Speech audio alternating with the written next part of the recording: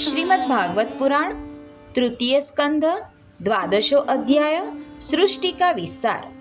अब जिस प्रकार ब्रह्मा जी ने जगत की रचना की वह सुनिए। सबसे पहले उन्होंने अज्ञान की 5 वृत्तियां रची।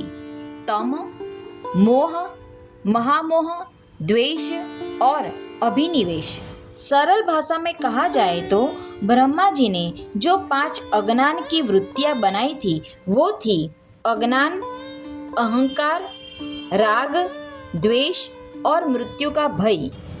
किंतु इस अत्यंत पापमयी सृष्टि को देखकर उन्हें प्रसन्नता नहीं हुई।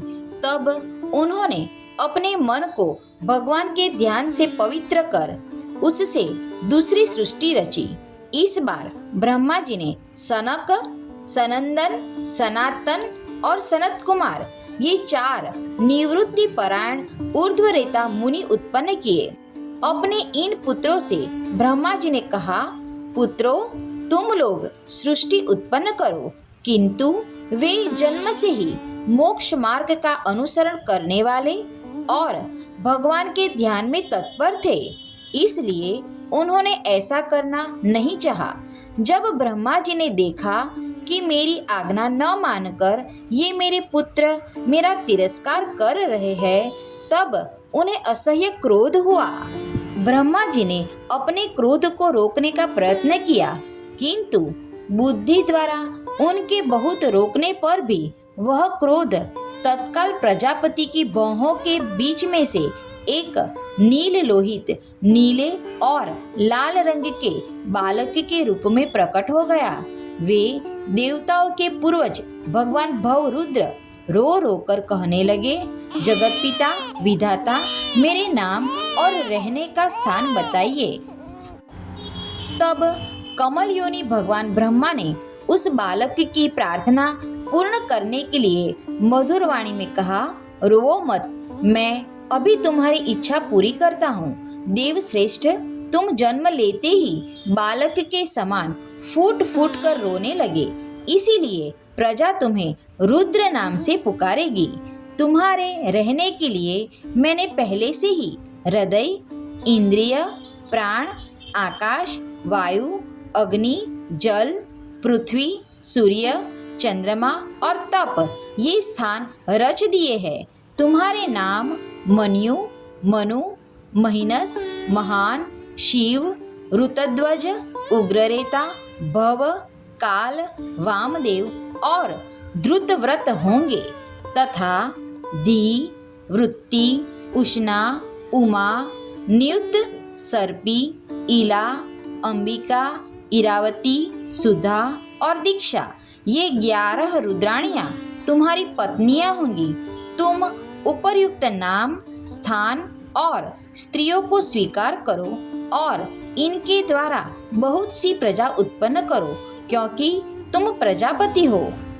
लोकपिता ब्रह्मा जी से ऐसी आज्ञा पाकर भगवान नील लोहित बल, आकार और स्वभाव में अपने ही जैसी प्रजा उत्पन्न करने लगे।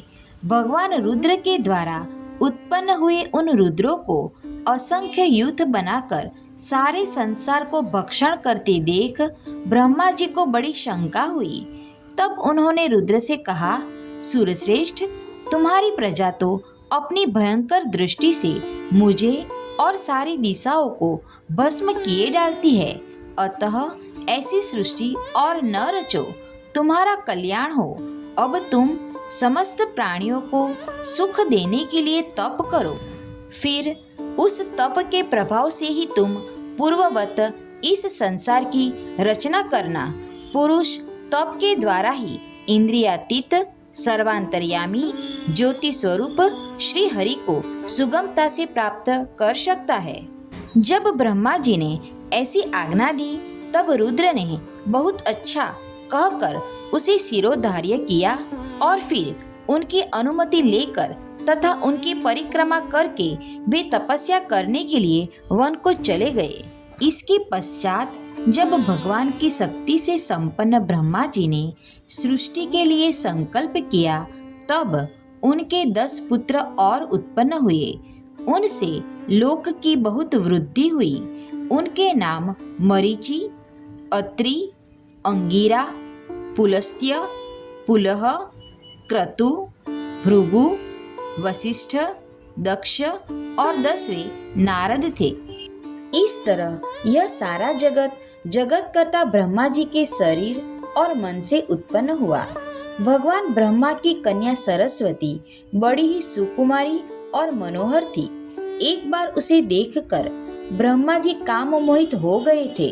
यद्यपि वह स्वयं वासनाहीन थी, उन्हें ऐसा अधर्ममय संकल्प करते देख उनके पुत्र मरीचि आदि ऋषियों ने उन्हें विश्वास पूर्वक समझाया, पिताजी आप समर्थ है, फिर भी अपने मन में उत्पन्न हुए काम के वेग को न रोककर पुत्री गमन जैसा दुस्तर पाप करने का संकल्प कर रहे हैं। ऐसा तो आपसे पूर्ववर्ती किसी भी ब्रह्मा ने नहीं किया और न आगे ही कोई करेगा। जगत गुरु, आप जैसे तेजस्वी पुरुषों को भी ऐसा काम शोभा नहीं देता, क्योंकि आप लोगों के आचरणों का अनुसरण करने से ही तो संसार का कल्याण होता है। जिन श्री भगवान ने अपने स्वरूप में स्थित इस जगत को अपने ही तेज से प्रकट किया है, उन्हें नमस्कार है। इस समय वे ही धर्म की रक्षा कर सकते हैं। अपने पुत्र मरीचि आदि प्रजापतियों को अपने सामने इस प्रकार कहते देख प्रजापतियों के प्रति ब्रह्मा जी बड़े लज्जित हुए और उन्होंने उस शरीर को उसी समय छोड़ दिया। तब उस घोर शरीर को दिशाओं ने ले लिया। वही कुहरा हुआ जिसे अंधकार भी कहते हैं। ब्रह्मा जी ने पहला कामासक्त शरीर जिससे कुहरा बना था छोड़ने के बाद दूसरा शरीर धारण करके विश्व विस्तार का विचार किया। वे देख चुके थे कि मरीचि आदि महान शक्तिशाली ऋषियों से भी सृष्टि का विस्तार अधिक नहीं हुआ। अतः वे मन ही मन पुनः चिंता करने लगे। ओहो, बड़ा आश्चर्य है, मेरे निरंतर प्रयत्न करने पर भी प्रजा की वृद्धि नहीं हो रही है। मालूम होता है इसमें दैव ही कुछ विघ्न डाल रहा है।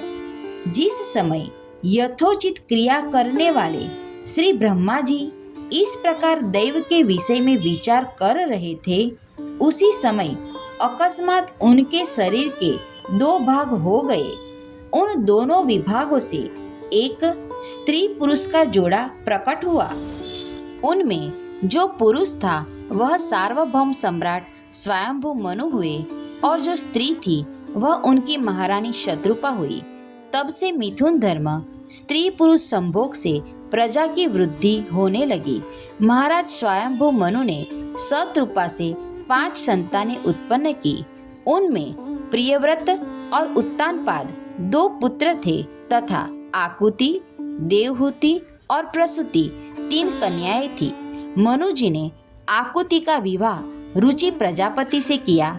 मझली कन्या देवहूति करदम जी को दी और प्रसूति दक्ष प्रजापति को। इन तीनों कन्याओं की संतति से सारा संसार भर गया।